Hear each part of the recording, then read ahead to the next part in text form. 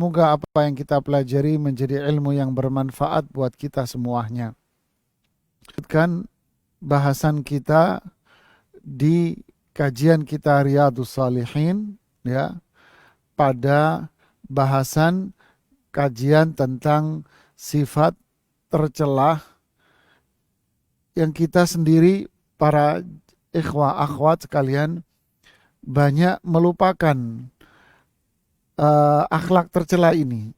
Ya, memang kita banyak melupakannya, ya, banyak melupakan bahwa ini adalah akhlak tercela, kita lupa. Sering kita melakukannya, ya. Bahkan ini sepertinya eh, perbuatan yang banyak terjadi di masyarakat kita. Apa itu? Kalau para ulama membahasakannya dengan istilah syamata. Kalau bahasa Al-Quran juga sama. Di Al-Quran dengan sebutan syamata. Ya, di hadis juga disebutkan dengan istilah itu. Umpama nih ada seorang si A umpama. Si A ini tidak suka dengan si B. Ya, si A tidak suka dengan si B. Ya. Kemudian qadarullah si B ini umpamanya kecelakaan umpama. Si B ini kecelakaan. Atau si B ini dipecat dari perusahaannya umpamanya. Lalu si A mengatakan syukurin kan gitu ya, syukurin, rasain lo. Nah, jadi dia suka bangga ketika mendengar temannya itu tertimpa musibah. Bangga dia. Malah kalau bahasa kita disyukurin ya. Disumpah acem lo sama gue gitu kalau orang Jakarta. Syukurin, jangan macam-macam kamu sama saya gitu ya. Jadi dia senang, bangga gitu ketika mendengar saudaranya, temannya itu tertimpa satu musibah. Nah, perilaku seperti ini disebut dengan istilah syamata. Ya, disebut dengan istilah syamata. Jadi ini adalah bagian dari akhlak tercela ini jamaah. Seperti apa syamata ini? Nah, kita lihat penjelasan para ulama. Ya, syamata itu apa? Kita lihat penjelasan para ulama. Ya. Bahasa Arab maknanya apa? Ya, syamata dalam bahasa Arab itu maknanya senang atas bencana yang menimpa musuhnya atau lawannya. Ya, jadi senang atas bencana yang menimpa musuhnya atau lawannya. Jadi ada permusuhan. Ya, dia senang sekali ketika ada bencana yang menimpa si musuh atau lawannya ini. Ini dalam bahasa Arab. Secara istilah, syamata ini diartikan oleh para ulama dengan apa? Nah, ini di bawahnya. Ya, coba diperhatikan yang pemirsa yang nonton di handphonenya atau channelnya atau di pemirsa televisi yang di radio, dengarkan. Syamatah berarti penjelasan para ulama senang dan bahagia atas musibah yang menimpa saudaranya, baik dalam urusan dunia maupun agama. Ya, senang atas musibah yang menimpa saudaranya, baik musibah itu berkaitan dengan perkara dunia maupun musibah itu berkaitan dengan perkara agama. Nah, ini akhlak tercela ini namanya syamata. Jadi ada musibah lalu sisi lain dia malah senang. Jadi kalau bahasa kita senang di atas penderitaan orang, katanya begitu ya. Jadi senang di atas penderitaan orang lain. Nah, ini namanya syamata.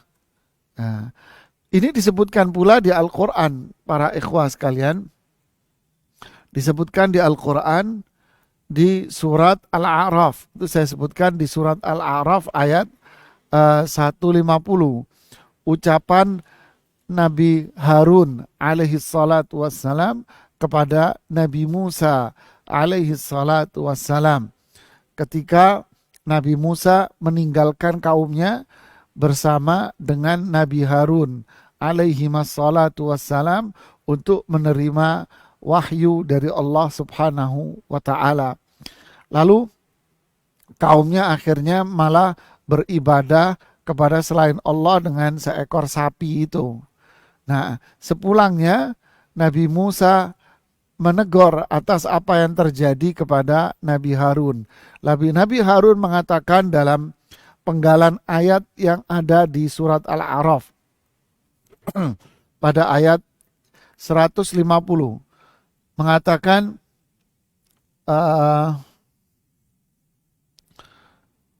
sebentar, fala tushmit biyal a'da'a wala taj'alni ma'al qaumil zalimin. Fala tushmit biyal a'da. Lihat di sini ada kata-kata fala tushmit biyal a'da.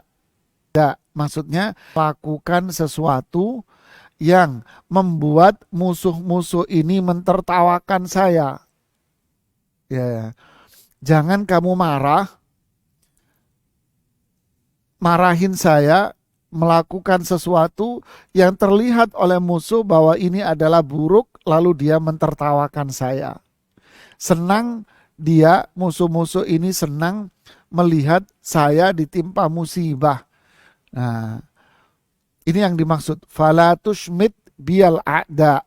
Ya, jangan kamu membuat sesuatu yang membuat musuh-musuh ini mentertawakan saya. Dia senang saya dimarahin. Nah, contoh lain umpama ketika di dalam rumah nih kakak adiknya dimarahin sama orang tuanya. Lalu kakaknya ditertawain sama kakaknya. Terus sambil mengatakan, rasain. Tadi kan sudah kakak bilang, makanya dengerin, terus diketawain. Nah, ini termasuk sifat syamatah para ikhwah sekalian. Jadi ini termasuk syamatah. Atmelin sama orang tuanya. Lalu adiknya mentertawakan.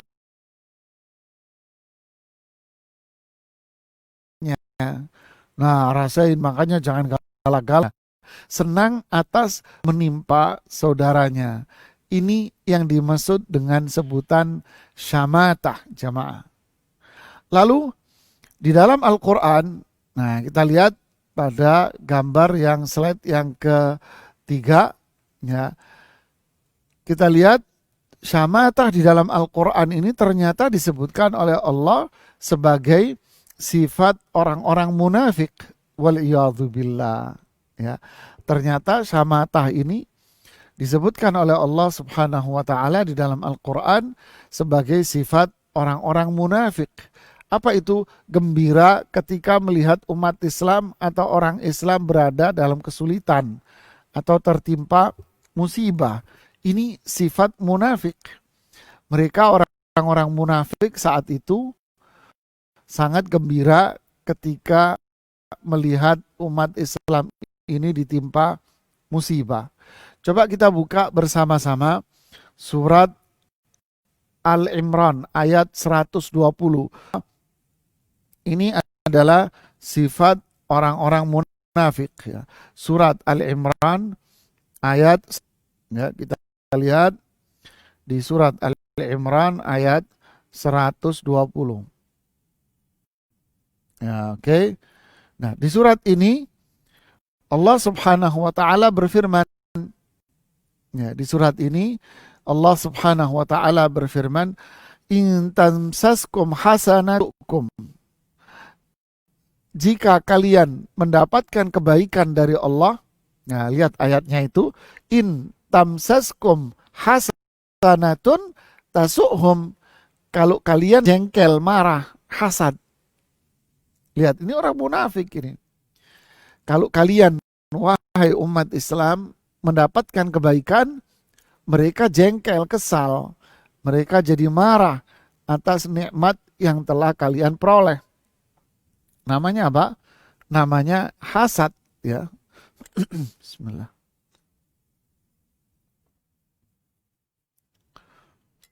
Tapi wa in tusibkum sayyi'atun, tapi kalau kalian mendapatkan musibah, jika kalian mendapatkan musibah, yafrahu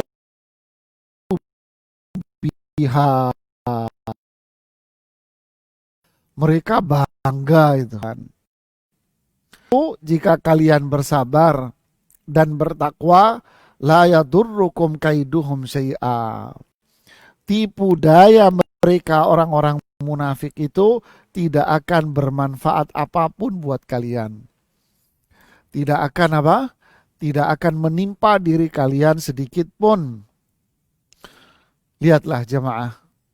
Ini orang-orang munafik, orang-orang kafir, orang-orang musyrik itu senantiasa mengawasi dan memperhatikan orang-orang beriman yang menjalankan Al-Quran dan perintah Rasulullah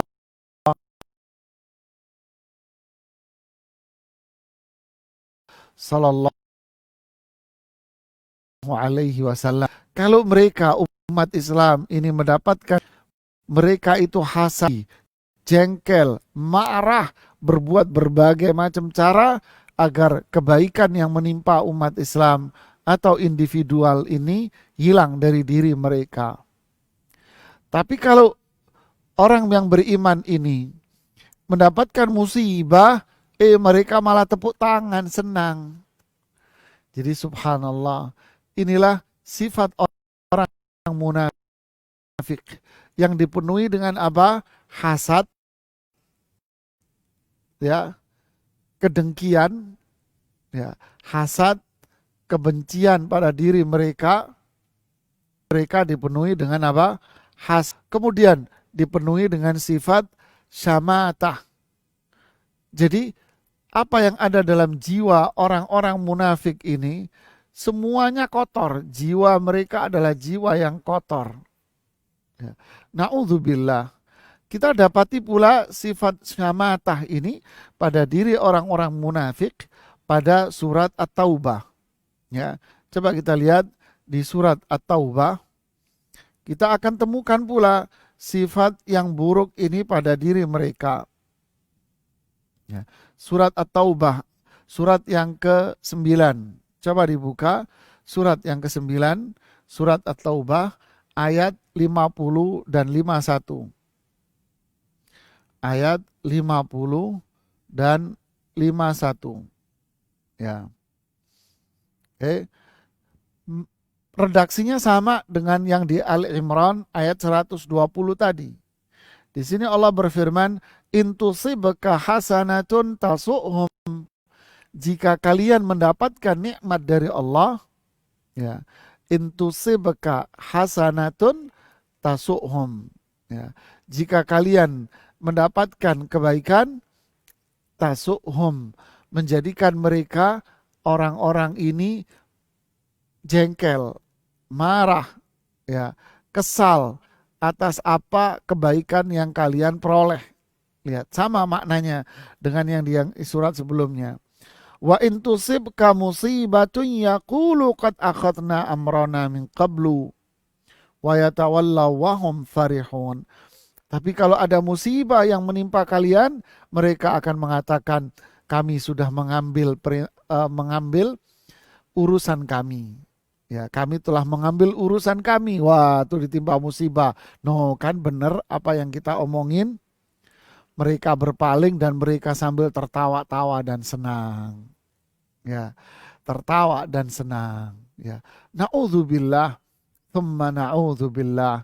Jadi jangan sampai para ikhwah sekalian, para pemirsa, para pendengar radio, para jamaah semuanya, jangan sampai kita ini memiliki sifat syamatah, sifat yang dimiliki oleh orang-orang kafir, sifat yang dimiliki oleh orang-orang munafik. Orang beriman tidak akan bangga dengan musibah yang menimpa saudaranya. Justru al-mu'minu lil mu'mini kal bunyan. Orang beriman dengan yang lain itu seperti satu tubuh. Kalau yang satu sakit, yang lain akan merasa sakit. Bukan yang satu sakit malah disyukuri dan tepuk tangan. Atau suka dengan penderitaan orang lain. Tidak. Ya, ini bukan sifat orang yang beriman. Ya. Coba kita perhatikan lagi ungkapan hadis Rasulullah Sallallahu Alaihi Wasallam.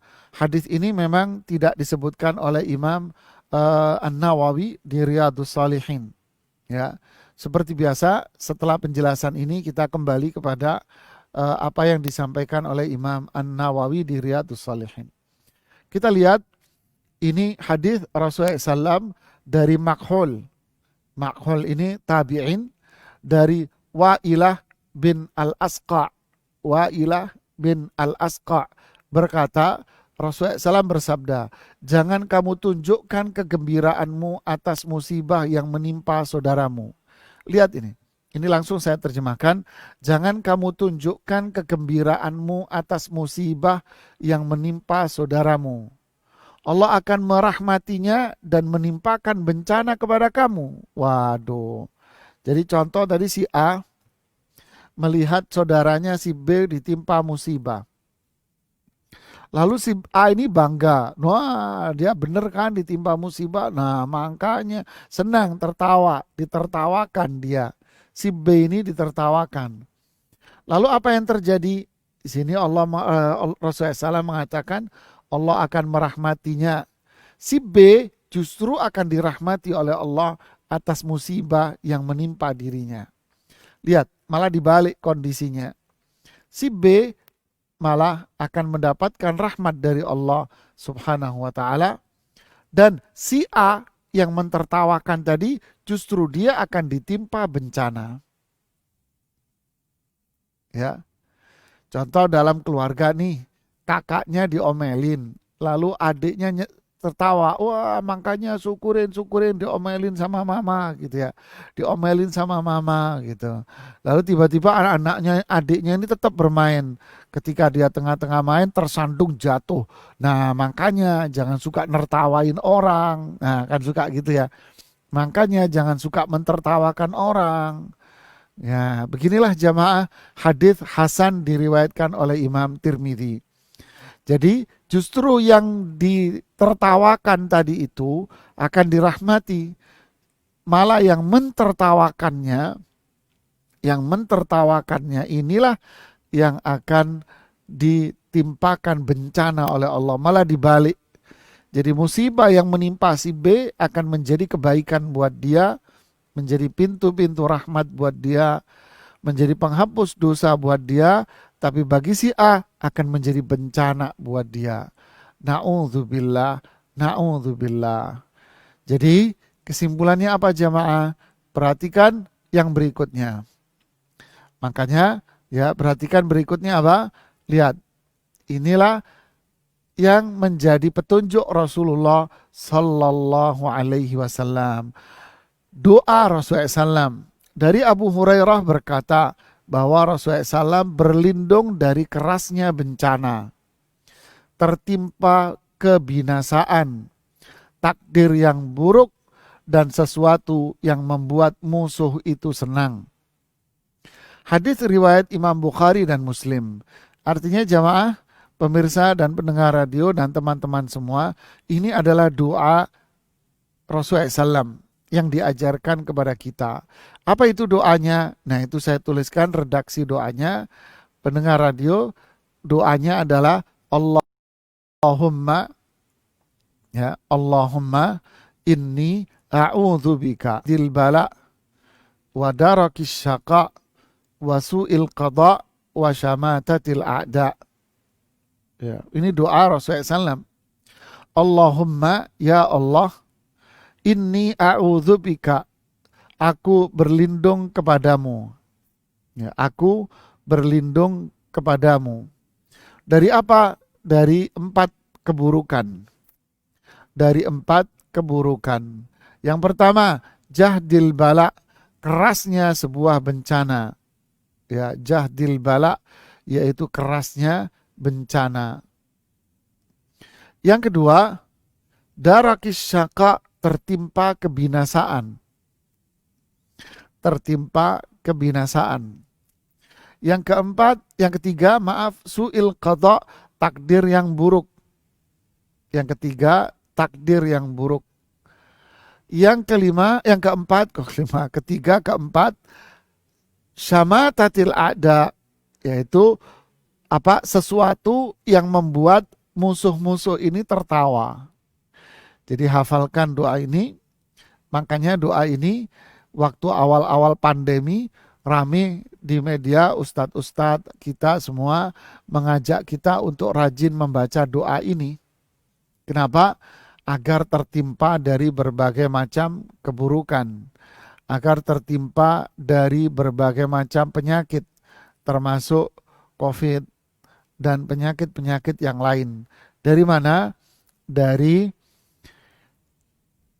bagian poin apa? Jahdil bala, bencana yang keras, kerasnya bencana, penyakit, wabah, virus, dan sebagainya. Termasuk di sini syamatatil a'da, dijelaskan oleh para ulama hadis, maksudnya apa?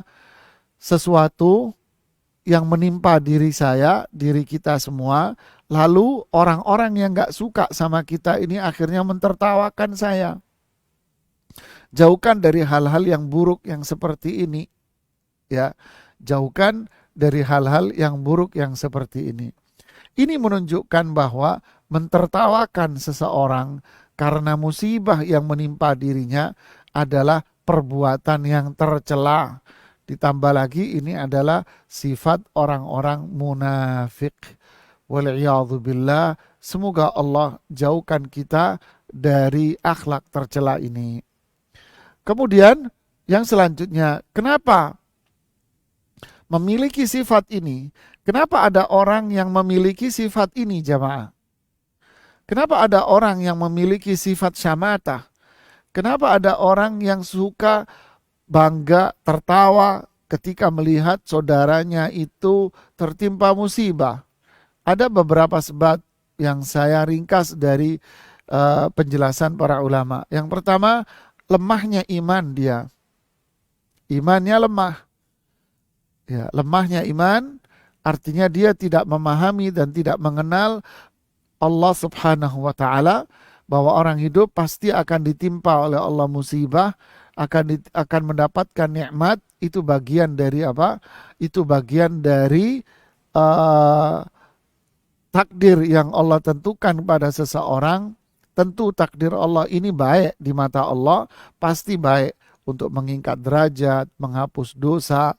Pasti setiap orang itu akan tertimpa musibah. Saya ditimpa musibah, Anda ditimpa musibah. Untuk itu jangan saling mentertawakan musibah orang. Dan bagian dari iman seseorang apa? Saling tolong menolong, membantu saudaranya yang kesulitan untuk mendapatkan pahala di akhirat. Makanya yang kedua, sebab yang kedua adalah cinta terhadap dunia dan melupakan akhirat. Faktor hasad, ingin menggapai materi gitu. Seperti contoh lihat temannya tadi diturunkan jabatan di kantor, senang dia. Dipecat, senang dia. Kenapa? Karena dia berharap agar dia yang mendapatkan posisi itu. Dia pengen dia sendiri yang mendapatkan jabatan dan posisi itu. Jadi ini semua ujung-ujungnya adalah dunia. Pengen dia yang dikenal, pengen nama dia yang harum, pengen dia yang mendapatkan keuntungan yang besar, walaupun orang lain yang jadi korban masa bodoh, melupakan akhirat, bahwa tolong menolong, saling membantu saudara kita, itu nikmat dan rezekinya buat kita. Seperti hadis Imam Muslim di dalam sahihnya, wallahu fi aunil abdi madamal abdu fi auni akhi. Allah akan menolong saudaranya selama saudaranya itu, Allah akan menolong seorang muslim selama dia menolong saudaranya. Wallahu fi aunil abdi. Allah hamba itu menolong saudaranya. Ya, ketika hamba itu menolong saudaranya. Jadi ketika kita membantu orang lain, disitulah nikmat rezeki pertolongan dari Allah akan diberikan kepada kita, akan diturunkan kepada kita semua. Jadi syamatah tidak akan muncul kecuali orang yang lemah imannya, hubbud dunya, cinta dengan dunia. Yang ketiga, permusuhan yang terus menyala, adawah, permusuhan. Yang keempat, kebencian. Nah, ini satu paket ini. Permusuhan dan kebencian. Itu yang menjadikan akhlak tercela ini akhirnya muncul, jamaah. Diungkapkan oleh para ulama ngomong begini, sifat syamatah ini muncul pada jiwa ketika ia kosong dari kasih sayang. Ini salah ketik ya, kasih sayang. Ya, ketika muncul pada jiwa yang kosong dari kasih sayang, cinta dan kelembutan. Ketika irhamu man fil ardi yarhamukum man fis sama. Sayangilah orang yang di bumi, nanti yang di langit para malaikat, Allah dan para malaikat akan menyayangi kita. Makanya sebabnya tadi apa? Enggak ada iman, cinta dunia. Jadi mereka yang hatinya tak ada kasih sayang, tak ada kecintaan, la yu'minu ahadukum hatta yuhibba li akhihi ma yuhibbu li nafsih. Tidak dikatakan beriman sampai dia mencintai saudaranya sebagaimana dia mencintai dirinya. Dia enggak suka ditertawakan sama orang. Untuk itu jangan mentertawakan orang. Jadi ketika kosong dari kasih sayang, cinta, kelembutan yang memunculkan sifat tolong menolong dengan sesama tidak ada. Sehingga dipenuhi dengan kebencian akhirnya. Maka kasih sayang gak ada, kecintaan tidak ada, kelembutan tidak ada, yang diganti adalah benci dengan orang itu. Makanya muncullah syamatah, muncullah hasad, dan akhlak-akhlak tercela yang lain akan bertumpuk pada jiwa orang yang kotor ini pada akhirnya. Seseorang akan merasa sakit di saat saudaranya sakit, ketika dia memiliki kasih sayang dan cinta. Lihat, inilah orang beriman. Saudaranya sakit, ya dia merasa sakit. Saudaranya sulit, dia membantu dan menolongnya. Muncul kebahagiaan di saat dia mendapat musibah. Jadi maksudnya apa? Ketika saat itu ada kasih sayang, maka benci tidak ada pada seorang itu. Maka yang digantikan adalah apa? Kasih sayang, cinta, kelembutan pada saudaranya itu. Dia sayang sama saudaranya, dia sayang sama temannya, dia mencintai sama saudaranya. Kelembutan, tolong menolong akan muncul, bantu membantu akan muncul, kesulitan dirasakan pula oleh dirinya ketika saudaranya itu mendapatkan kesulitan. Ini sebuah contoh ya. Terakhir sebelum kita melihat Nawawi. Nah, contoh umpama di sini adalah kaum munafik di zaman Rasulullah Sallallahu Alaihi Wasallam. Coba lihat di sini. Apa yang menimpa pasukan Rasulullah pada perang Uhud, yaitu tahun 3 Hijriah. Di saat itu banyak para sahabat terbunuh dan berita yang tersebar di kota Madinah bahwa Rasulullah SAW dengan para sahabat kalah dalam pertempuran itu. Berita yang bahwa Rasulullah SAW kalah menjadikan orang-orang munafik itu bangga, senang dan tertawa. Mereka mengatakan ternyata Muhammad tak lain hanyalah pencari kekuasaan. Seorang nabi sebelum kita tidak ada ditimpa seperti ini. Nabi-nabi dulu gak pernah kalah, kok ini malah kalah gitu. Tidak ditimpa apapun di badannya. Dulu Nabi dahulu gak pernah luka-luka, ini malah luka-luka. Tidak pula pada para sahabatnya. Umar bin Khattab yang mendengar ucapan orang-orang munafik itu meminta izin kepada Rasulullah SAW untuk membunuhnya. Tetapi beliau melarang karena mereka mengucapkan 2 kalimat syahadat. Ya, Ini orang munafik kan zahirnya Islam jamaah, tapi benci, nggak senang. Nah inilah contoh. Nah tuh lihat tuh Rasulullah SAW kalahkan. Nah ternyata dia bukan Rasul beneran. Dia ini nyari kekuasaan. Kalau Rasul bener ya nggak mungkin terluka lah. Dan bangga akhirnya dengan apa dari musibah yang menimpa itu. Na'udzubillah, na'udzubillah. Apa dampaknya jika terjadi sifat syamatah ini? Pertama, murka Allah dan para malaikat. Allah marah sama orang yang mentertawakan musibah orang lain. Menunjukkan akhlak buruk pada pelakunya. Tidak ada kasih sayang pada diri pelakunya. Memicu permusuhan dan kebencian. Ya otomatis yang ditertawakan itu ya marah, jengkel pula ketika ditawakan. Tapi kalau dia orang beriman, dia tidak akan menggubris, dicuekin aja ya. Yang kelima, merusak keharmonisan masyarakat tentunya. Ya, tatanan masyarakat rusak. Enam, syamatah akan tercela, akhlak tercela yang dibenci Allah dan juga masyarakat. Ya, ini saya ambil dari referensi kitab yang ada di bawahnya itu. Ya inilah sifat yang buruk. Makanya Imam An-Nawawi mengatakan di Riyadhus Shalihin mengambil dalil dari surat Al-Hujurat ayat 10. Innamal mu'minuna ikhwah. Orang-orang beriman itu saudara. Nah, jadi jangan suka mentertawakan. Justru kalau kita melihat teman kita ditimpa musibah, ya bantu dong.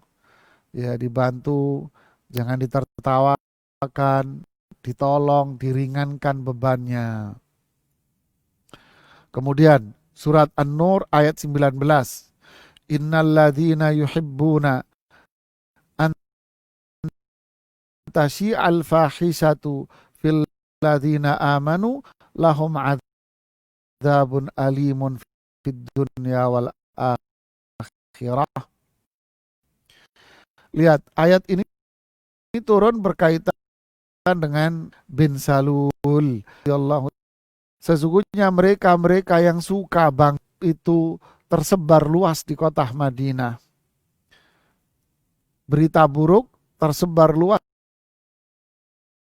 di kota Madinah. Berita buruk ini, sungguh mereka ini akan ditimpakan azab yang pedih. Jadi dia yang menyebar ke berita bohong, di tengah Isya telah melakukan perbuatan yang dengan berita itu. Bangga, senang atas berita buruk yang tersebar di kota Madinah, maka orang-orang munafik ini bangga atas itu.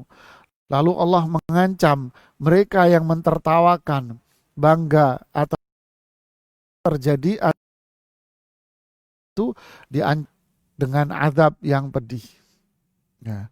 Kemudian Imam An-Nawawi menyebutkan hadis Wasilah bin Asqa yang kita sebutkan tadi, yaitu riwayat Imam Tirmidzi. La tudhir asyamatata li akhik. Jangan menampakkan kesenangan Anda atas musibah yang menimpa saudara Anda.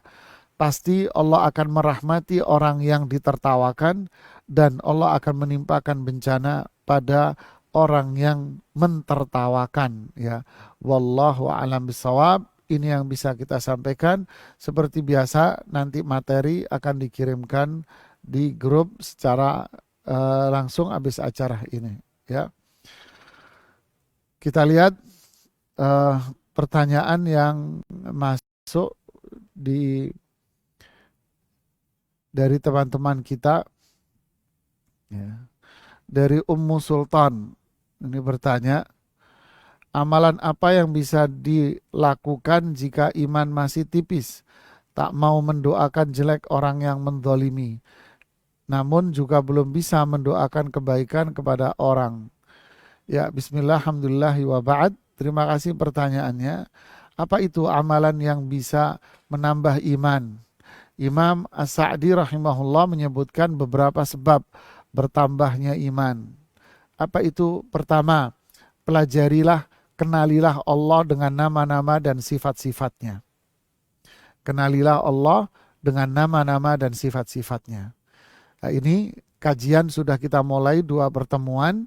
Kajian apa? Memahami Asmaul Husna. Ya, ikuti kajian itu di setiap hari Ahad pertama dan Ahad ketiga insya Allah. Yang kedua, merenungkan ayat-ayat Al-Quran, tadabbur, mempelajari tafsir Al-Quran. Ya, mempelajari tafsir Al-Quran. Ini juga kita lakukan di kajian Rabu ya. Tadabbur Quran, dan kita bisa sendiri membaca Al-Quran dari tafsir-tafsir yang mulai ringan-ringan saja. Tafsir Sa'di, tafsirnya Syekh Muhammad Shalih Al-Utsaimin, Aisarut Tafasir punyanya Syekh Bakar Al-Jazairi, atau yang di atas itu levelnya Ibnu Katsir ya. Kemudian belajar hadis, hadis Arba'in Nawawi, Riyadhus Shalihin seperti ini menambah keimanan kepada kita. Yang keempat, mempelajari sirah nabawiyah, perjalanan hidup Rasulullah SAW, di mana dengan belajar sirah kita belajar tauhid, belajar akidah, belajar akhlak, belajar ibadah. Ya. Kemudian kita merenungi kebesaran Allah yang ada di alam semesta ini. Ya, ini di antara sebab-sebab yang bisa menambah keimanan kita. Wallahu a'lam. Kemudian pertanyaan yang lain. Oh, ada yang raise hand dari Saung Ukhuwah Ummu Ammar di USA Kanada ini. Ya, silakan Ummu Ammar. Ya, Assalamualaikum warahmatullahi wabarakatuh, Ustaz. Waalaikumsalam warahmatullahi wabarakatuh. Silakan Ummu Ada Ammar. 2 pertanyaan ya, Ustaz, dari Silakan. peserta kajian. Ya, yang pertanyaan pertama, Assalamualaikum warahmatullahi wabarakatuh. Waalaikumsalam warahmatullahi wabarakatuh. Mohon pencerahannya, Ustaz, tentang pemahaman munafik secara syariat. Setiap manusia tidak luput dari munafik, kadarnya naik turun. Bila kita memahami kemunafikannya tinggi dalam diri, apakah salah satu ciri-cirinya adalah tidak amanah ketika diberikan tanggung jawab? Atau kalau menunda-nunda amalan, menjadi malas juga termasuk sifat munafik? Jazakallahu khairan katsira. Itu yang pertama ya Ustaz. Ya, bismillah, alhamdulillah wa ba'd. Itu pertanyaan dari Majelis Ta'lim Saung Muslimah di USA Kanada. Siapa orang munafik itu? An-nafqu itu dalam bahasa Arab, an-nafq itu artinya lobang yang ada di bawah. Makanya kalau di kita haji atau umrah lewat terowongan itu tulisan nafak. Lafak itu apa ya, jalan terowongan itu nafak namanya dalam bahasa Arab. Nah, jadi munafik itu siapa? Orang yang menunjukkan keislaman, menunjukkan ketaatan dia secara zahir, padahal sebetulnya dia tidak. Dia tidak taat, bukan tipe orang yang taat, berlipstik ria, kepura-puraan. Munafik ini dibagi oleh para ulama menjadi 2. Ada munafik hati dan ada munafik perbuatan. Itu orang kafir sebetulnya. Munafik hati itu apa? Sebetulnya hatinya dia itu tidak suka dengan Islam. Dia lebih senang ke Yahudi atau Nasrani. Ya, dia itu sebetulnya Yahudi atau Nasrani. Hatinya, cuman dia pura-pura masuk Islam. Nah, itu yang dimaksud dengan kisah-kisah munafik yang di Quran, seperti cerita tokohnya Abdullah bin Ubay bin Salul. Makanya Rasulullah bilang ketika Umar bin Khattab mengatakan, "Wahai Rasulullah, izinkan saya untuk membunuh dia." Rasulullah SAW mengatakan jangan, dia mengucapkan 2 kalimat syahadat. Nanti orang-orang mengatakan Muhammad membunuh temannya. Padahal memang dia mengucapkan syahadat, tapi dalam hatinya dia sebetulnya bukan orang Islam. Jadi munafik yang seperti ini hukumnya sebetulnya kafir, cuman kita tidak boleh memvonis. Ya, sekali lagi kita tidak boleh memvonis. Makanya Rasulullah SAW melarang Umar bin Khattab untuk membunuhnya. Karena secara zahir dia dikatakan sebagai orang Islam. Ini munafik yang paling berbahaya. Karena dalam hatinya dia benci dengan Islam, bahkan gak suka sama Islam, cuman pura-pura saja masuk Islam. Nah, munafik yang kedua, Munafik berkaitan dengan amal dan perbuatan. Orang munafik seperti ini hatinya masuk Islam. Dia hatinya suka sama Islam. Memang hatinya dia Islam. Cuman perbuatan dan perilaku dia yang menunjukkan bahwa dia ini adalah orang yang memiliki sifat-sifat kemunafikan. Nah, ini yang disebut oleh Rasulullah SAW dalam hadis yang sering kita dengar. Tanda-tanda munafik itu 3. Gitu kan? Tanda munafik itu 3 kata Rasulullah SAW. Apa itu? Jika dia berbicara bohong. Jika dia dikasih amanat, khianat. Ya, jika dia janji, ingkar. Nah, ada riwayat lagi 4. Jika dia berseteru sama orang, jadi tandanya kalau bicara bohong. Dikasih amanat, khianat. Janji, diingkar. Berseteru, bermasalah sama orang, pasti dia curang. Nah, ini ciri-ciri munafik yang bermunafik seperti ini. Salah, malas sholatnya, ditunda-tunda sholatnya, malas. Mau berzikir, tak mau belajar ilmu. Kalau melakukan ketaatan, dia apa? Cenderung tendensius sama orang. Apa? Mencari sanjungan, mencari popularitas. Ya, naik haji ingin mencari nilai sosial, bangga dengan sanjungan dan pujian Pak Haji. Ini amalan-amalan kemunafikan, tapi munafiknya jenisnya munafik amali, perbuatan. Orang seperti ini dosa besar, ya. Makanya munafikan apapun harus dihindari. Jadi kalau ada orang mengatakan kita tidak bisa terlepas dari kemunafikan, nggak boleh ibu kita bicara seperti itu jamaah. Tidak boleh jamaah. Pemirsa dan pendengar radio tidak bisa kita mengucapkan itu. Kenapa? Karena kemunafikan itu dosa besar. Kita harus bertaubat kepada Allah dan menghilangkannya dari diri kita. Jadi kemunafikan yang dimaksud dalam syariat bukan yang di istilah bahasa Indonesia. Bukan ya, berbahaya kalau dalam istilah syariat Islam ya. Pertanyaan yang kedua, silahkan. Pertanyaan kedua, Assalamualaikum warahmatullahi wabarakatuh. Assalamualaikum Waalaikumsalam. warahmatullahi wabarakatuh. Bagaimana Waalaikumsalam dengan warahmatullahi kaum ya Ustaz. Bagaimana dengan kaum non-muslim yang selalu menyebarkan omongan, membicarakan di belakang kita dan menjelek-jelekan Islam secara sinis? Apakah harus kita balas, Ustaz? Jazakallah khairan. Ya, bismillah, alhamdulillah, wa ba'd. Orang non-muslim memang begitu sifatnya. Orang muslim itu kan non-muslim, maaf. Orang non-muslim selalu punya sifat hasad dan min indi anfusihim. Selalu punya sifat hasad, iri. Dengan kenikmatan yang Allah berikan kepada orang Islam. Akhirnya lahir dendam, kebencian, bukan dendam, kebencian. Ya kepada mereka, pada diri mereka. Hasad, akhirnya benci, kemudian muncul pada diri mereka namimah. Apa itu? Berusaha untuk merusak tatanan dan keharmonisan yang ada pada diri orang Islam. Lalu apa yang harus kita lakukan? Ya, kita lihat kembali kepada sirah. Nah, inilah indahnya. Apakah Rasulullah SAW pernah membalas apa yang mereka lakukan? Apakah Rasulullah SAW pernah membalas Abu Jahal CS yang mentertawakan Rasulullah SAW itu? Hinaan, cacian, ledekan, samatah yang mereka lakukan. Apakah Rasulullah SAW pernah membalas itu semua pada diri mereka? Kita tidak pernah mendengar itu dalam hadis bahwa Rasulullah SAW pernah membalas itu semuanya. Menunjukkan akhlak Rasulullah SAW yang begitu mulia.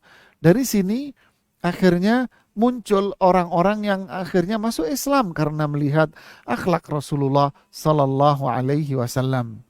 Intinya para jamaah sekalian, para ikhwah akhwat, kejahatan tidak perlu dibalas dengan kejahatan. Keburukan tidak perlu kita balas dengan apa? Keburukan, ya. Justru kita balas dengan kebaikan dan kita berdoa semoga Allah memberikan hidayah Islam kepada mereka semuanya. Ya, wallahu a'lam bishawab. Kemudian kita baca dari chat dulu. Oh, ini ya dari chat dulu. Kita chat dulu satu ya. Dari Subekti di Bekasi. Apa termasuk kita tidak boleh senang atas kesusahan orang, atas doa-doa kita karena orang itu sangat menzalimi kita? Ya. Bismillah, alhamdulillahi wa ba'd. Orang yang menzalimi kita, memang boleh orang yang terzalimi itu mendoakan orang yang terzalimi, boleh mendoakan orang yang menzaliminya.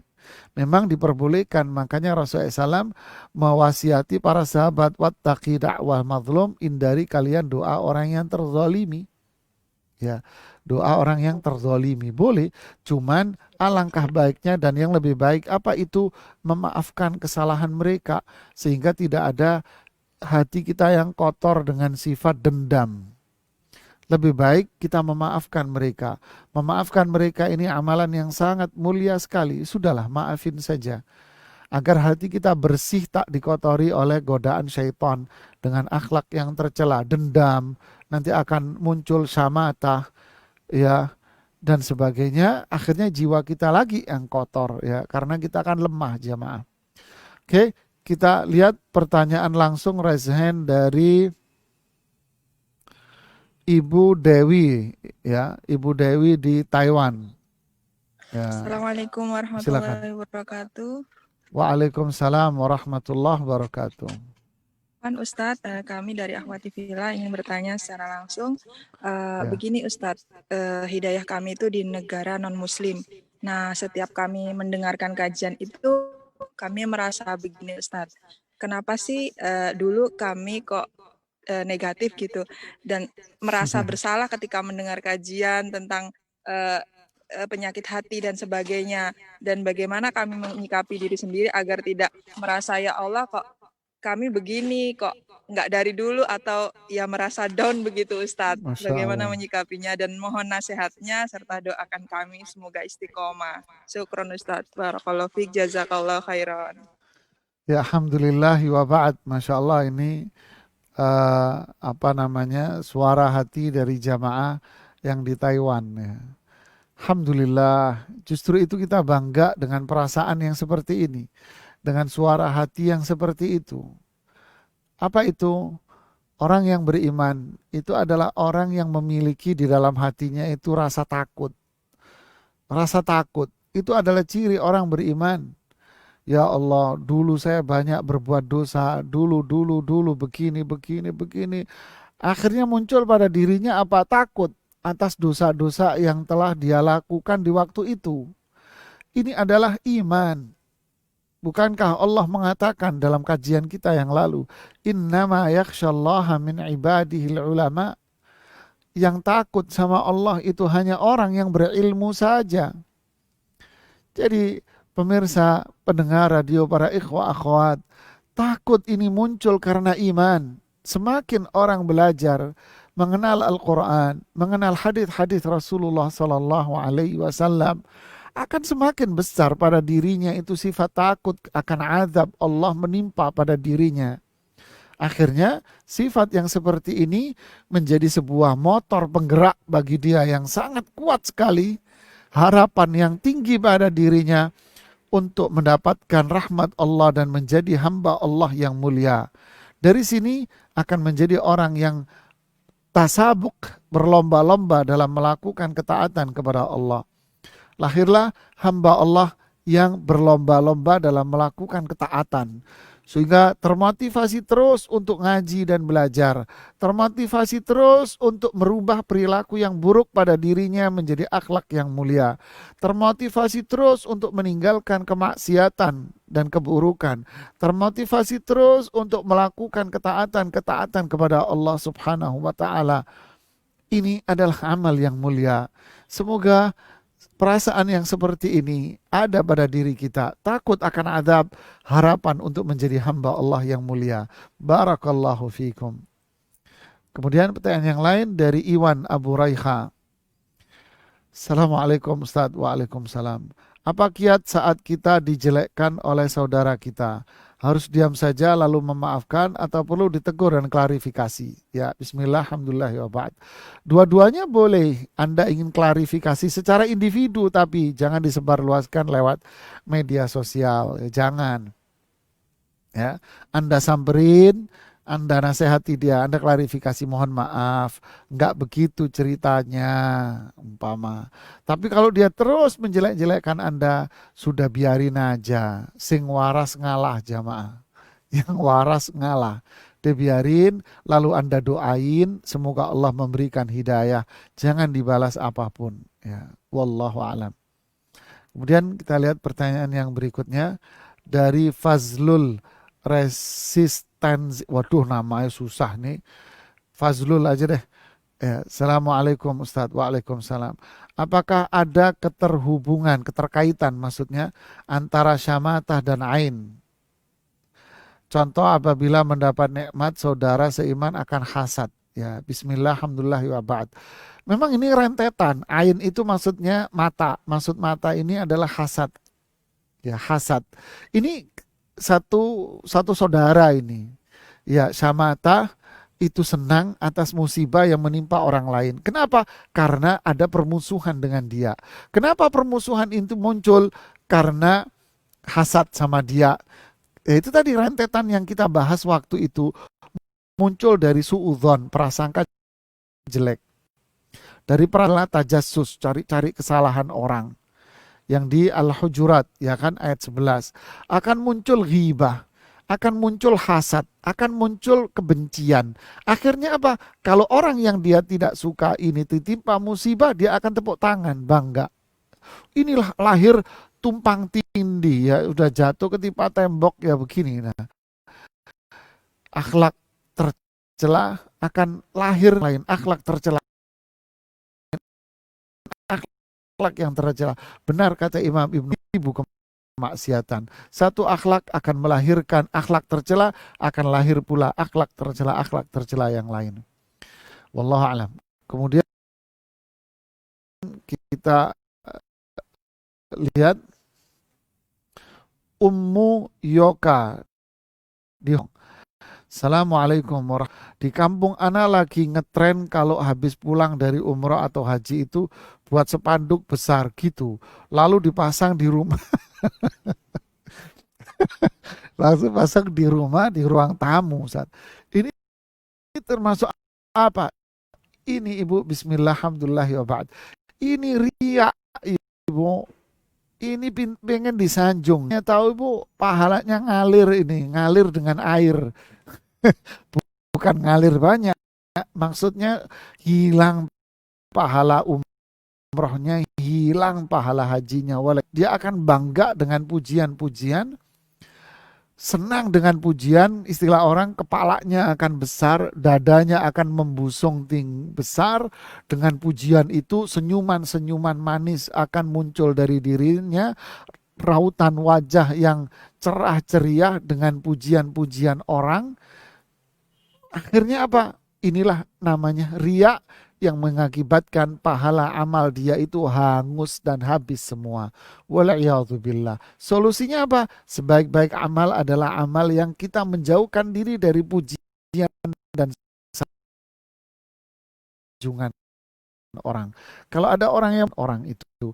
Kalau nggak ada yang memuji, alhamdulillah nggak ada yang memujinya. Ya. Kemudian ini pertanyaan terakhir ya jamaah, karena habis ini kita ada kajian lagi ya. Ustadz, kalau atasan kita lagi kena kasus dan sekarang sedang diproses pengadilan, terus sebagai bawahan memberikan keterangan yang jujur, salah nggak? Ya, bismillah, alhamdulillah, wa ba'd.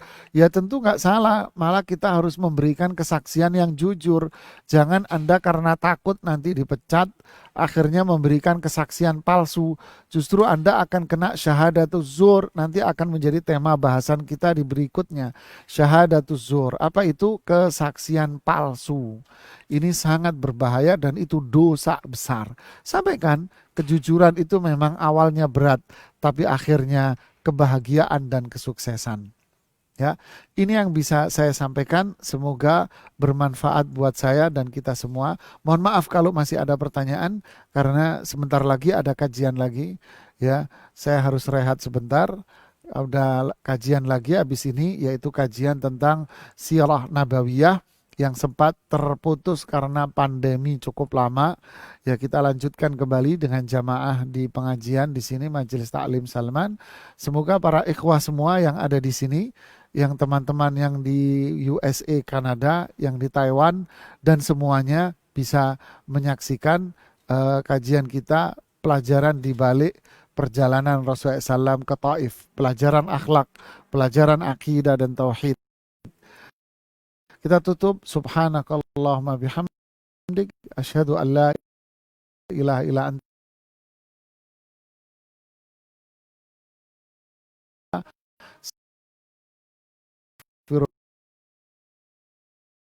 assalamualaikum.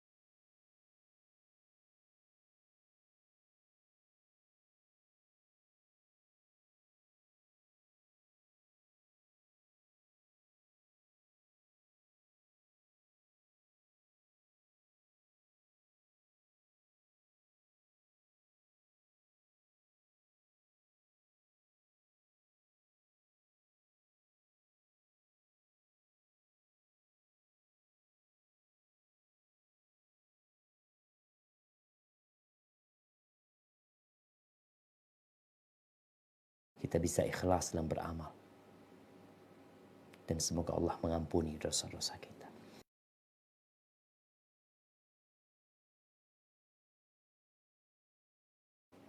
Wa ala alihi wa ashabihi ajma'in. Ya Allah, semoga salawat dan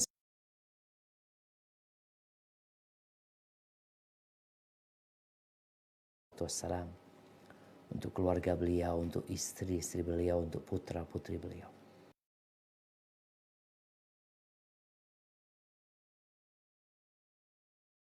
Bicara problematika, permasalahan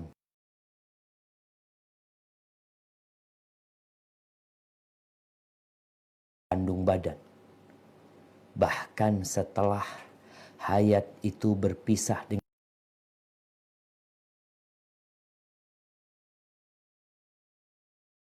kapan permasalahan itu selesai? Tatkala dia melewati sirat yang berada di atas neraka Jahannam. Mereka masih tertahan di pintu surga. Kemudian tatkala